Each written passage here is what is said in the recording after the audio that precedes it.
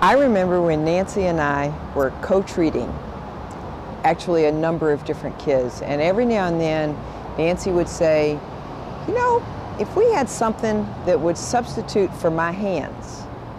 And I remember one little boy in particular, he was just floppy, and we were treating along and she had him on the swing and he just couldn't sit up on the swing, and finally she said, okay, I've had it.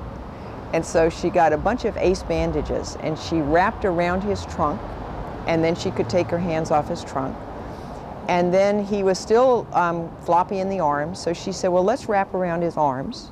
So she wrapped around his arms, and as she wrapped, he got calmer and calmer. He was a very, very severely involved child. And finally, we ended up also wrapping his thighs. And wrapped up, she could practically just keep her hands right on his pelvis, and he was able to sit up, and I was able to help him hold on to the swing. And then Cheryl Allen came along with the little boy that the first little boy she adopted, and he was all over the place. And she and Nancy, it was that same idea, only this time not so much from a motor standpoint, but from a sensory perspective.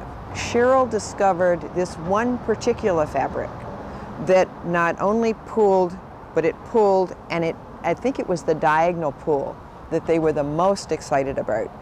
And I can remember us searching for that fabric and them being, I thought, excessively stubborn about just needing exactly the right fabric from only one source, but it seems that it really is true. And Cheryl, I think, had much to do with really adapting it and making it expand, and then Nancy with her therapy background and therapy expertise feeding in, and then we had the population. So it was like a match made in heaven. So I'm a speech therapist, so I work with children in the area of communication, speech, and also in the area of feeding. So what I've seen in those areas with the kids with their SPIO is a definitely enhanced ability to sit, to focus, and to deal with the sensory input they get. And then not only to deal with it, but to take it and use it. Now, the other area that I've seen a huge change in the children with their SPIO is their ability to think about the other part of feeding is ADL, ability to feed themselves, ability to pick up the food and bring it to their mouths. Now, some of that's sensory, some of that's motor. And the SPIO, in terms of enhancing their trunk stability, shoulder girdle stability, and in addition to that, helping them deal with the tactile input on a sensory level, they're able to basically learn to hold the cup, tip it better, they're able to pick up finger foods, they're able to pick up the spoon, and then bring it to their mouth in a much more coordinated manner. So I think it helps them organize. I think it helps them receive input and not go on overload, but stay down, take it in, and deal with it in an organized fashion. I think it makes sense. When you watch a child in therapy and then you think about what that shirt does, it's real similar.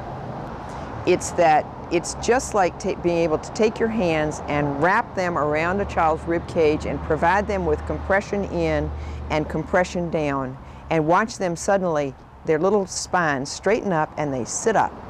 That to me is what the SPIO does. In terms of children developing, I guess we learned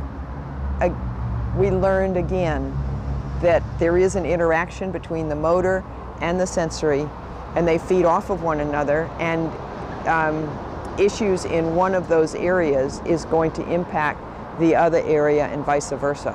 What I generally will ask them is, does your child like to be hugged?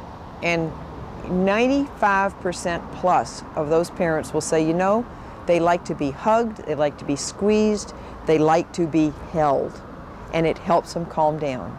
And I said, this is a hug shirt, and this is like giving your child a squeeze without you always having to be there to do it.